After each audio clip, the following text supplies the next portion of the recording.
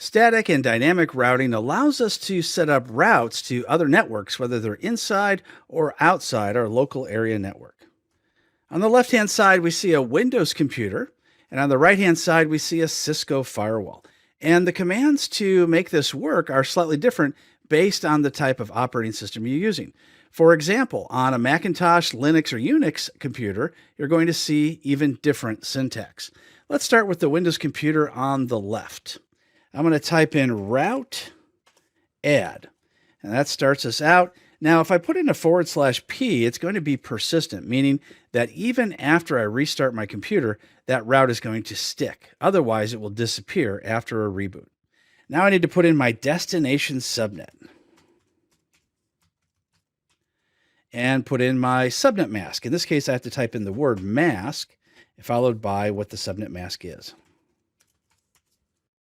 Then I have to put in my gateway out to that subnet.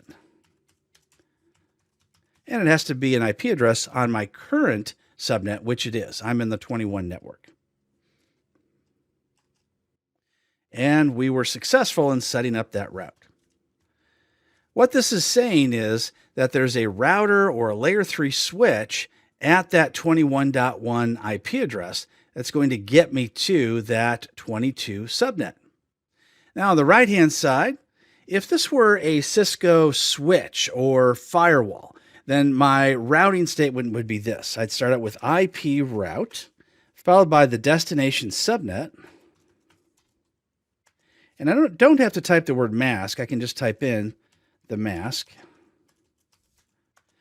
And then followed by whatever IP address is the gateway. And I'll just make up an IP address again.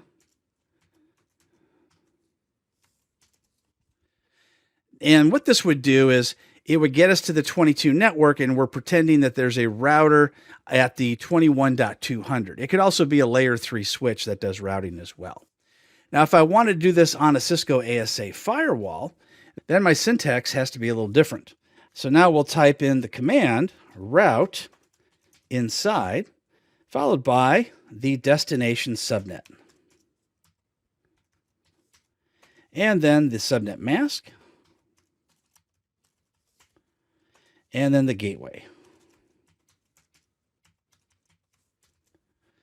So this assumes the same thing, that we have a router or layer 3 switch at .200, which is the gateway to the 22 network.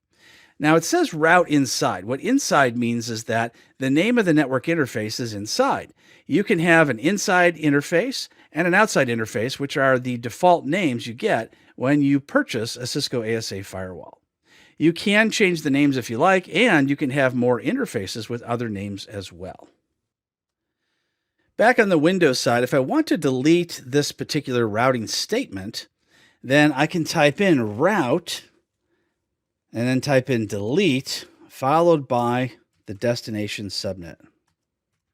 And that's all I have to type. And now it'll go away. Dynamic routing does this routing in a way that will be automatic. So I won't have to go in and add in manual routing statements for each particular route that I want to go. It will find the best path to get from my location to the destination. So on our Cisco ASA firewall or switch, I'm going to type in router space RIP. After I type the word version, I can type in 2 for version 2. And now we're in version 2 for RIP. And RIP stands for Routing Information Protocol. Then I can add in any networks that I would like. And you can add in as many different networks that you need to have routing RIP to be able to discover. On a Windows computer, in order to add routing information protocol for a dynamic route, we have to go in and add a certain role first.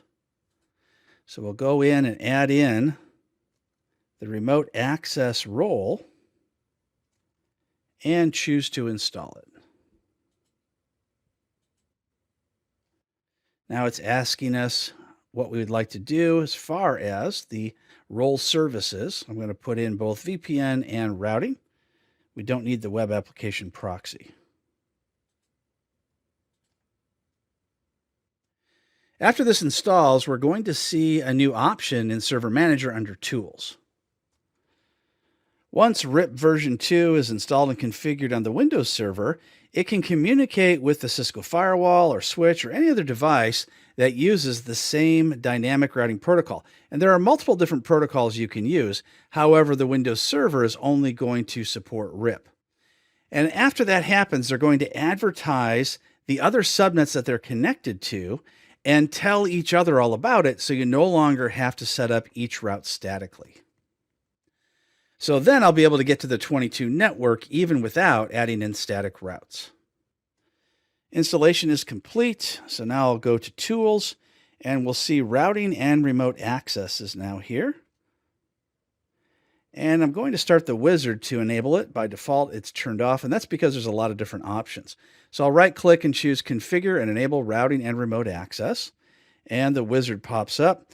I'm going to choose the custom configuration, but there's lots of different ways that you can do this. And I'll choose LAN routing because that makes the most sense. And click Finish. Once it's done, we'll click Start Service. And this effectively turns our Windows server into a router as long as you have at least 2 network interface cards.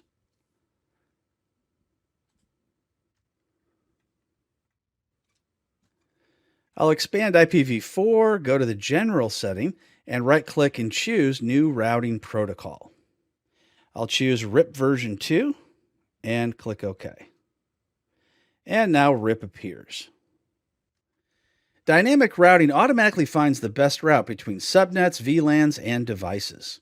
Static routing allows you to designate the route you would prefer the switch or router or server to take, rather than having the device make that decision for you.